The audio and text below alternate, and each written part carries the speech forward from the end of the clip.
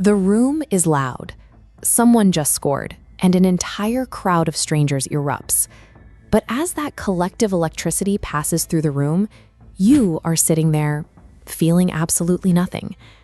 In a culture that treats sports as a primary social currency, that silence can be costly. When you fail to mirror the excitement of the group, it invites immediate assumptions. People often label that indifference as antisocial, boring, or detached from reality. This creates a unique social pressure. Many people find themselves nodding along to conversations about last night's game or faking enthusiasm just to survive the interaction without standing out from the crowd. But neurological research reveals that this indifference stems from a specific cognitive calibration. You aren't missing the capacity for passion. You are simply witnessing a signal that was never intended for your nervous system. Your brain prioritizes a mental economy built on direct agency and measurable returns. It refuses to spend its most valuable attention on a loop where the outcome is entirely outside your control. For thousands of years, human survival depended entirely on the group. If your tribe won, you ate. If they lost, you died. When you look at the vast, uniform crowd in a stadium, you are seeing a modern biological hack for that ancient survival instinct. During a game, a fan's heart rate spikes and cortisol rises, treating the event on the screen as a legitimate threat. When their team scores, the brain releases dopamine and oxytocin, tricking the nervous system into registering a biological win through someone else's success. This cycle relies on intermittent reinforcement. Because the outcome is unpredictable, the tension never quite resolves until the buzzer sounds. It is the same mechanical reward schedule that keeps people pulling the lever on a slot machine. This deep attachment allows fans to bask in reflected glory.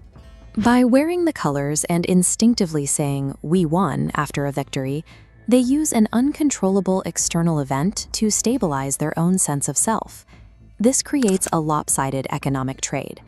The fanatic is exchanging considerable blocks of time and surplus energy for borrowed victories that provide no tangible return to their own life. If you feel nothing during a championship run, your brain has essentially built a neurological firewall against that trade. Your reward system simply rejects the validity of a victory you didn't personally earn. Look at the difference in these response curves.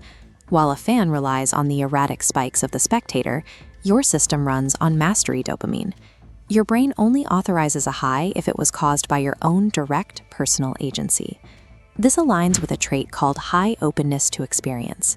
Instead of repetitive spectacle, your mind seeks evolving complexity. You direct your capacity for passion towards systems, projects, and ideas that offer a deeper level of engagement. There is also a practical calculation at play. Many non-fans experience a stark cognitive dissonance when comparing the multi-million-dollar payout of a backup athlete to the yearly salary of a teacher or a nurse. Stepping back from sports culture represents a quiet refusal to participate in a system where the mathematical and psychological logic no longer adds up. It is an honest accounting of where your attention generates the most value. This is where you gain a hidden advantage: cognitive real estate. By rejecting the spectacle economy, you are recapturing considerable blocks of time and emotional stability that most people surrender every weekend. Your mirror neurons, the cells that simulate observed actions, require psychological identification to fire. While a fan identifies with the athlete on the field, your system triggers for the musician, the builder, or the thinker. You haven't lost the ability to feel that vicarious thrill. You've simply chosen different heroes to simulate. However, this detachment requires a final audit. Ignoring sports is only a productive strategy if you are using that reclaimed space to cultivate genuine passion and risk elsewhere in your life. An internal identity is a stable foundation, but it must be tested.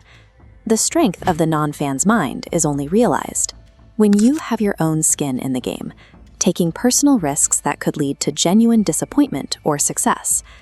The next time you're asked about last night's game, you don't need to fake a response. You can navigate that interaction with a calm certainty about your own priorities. While the rest of the room spends their time borrowing someone else's story, you are busy using your cognitive advantage to build and write your own. And your story doesn't have an off season.